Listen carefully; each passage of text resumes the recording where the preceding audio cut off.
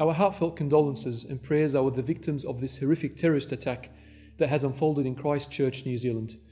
It's no doubt a dark and painful day for Muslims and humanity at large. Although we are still mourning over this tragedy, it's also important to note a few things. First and foremost, we as a community need to call this out for what it is. This is a terrorist attack on innocent, defenseless Muslims in their own mosques, which serve as the heart of their community. Politicians, media outlets, commentators all need to call this out for what it is. This is white supremacy. This is right-wing extremist hate. This is racism. And above all, this is terrorism.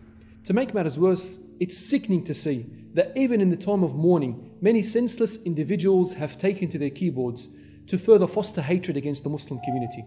Senator Fraser Anning even went further to claim Muslim immigration was responsible for today's terrorist attack. It's about time we take a stance against such extremism and drive it out of our communities.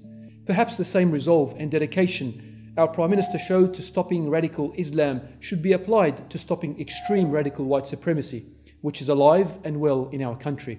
We also remind Muslims around the world to remain vigilant and alert at all times. Islamophobia is real, and hate-filled white supremacists such as the ones we saw today do exist. It's perhaps time mosques start investing in security and protection to ensure they are well guarded and protected from such acts. Lastly, we would like to remind all Muslims who are struggling to comprehend the madness of today's terrorist attack to stay strong.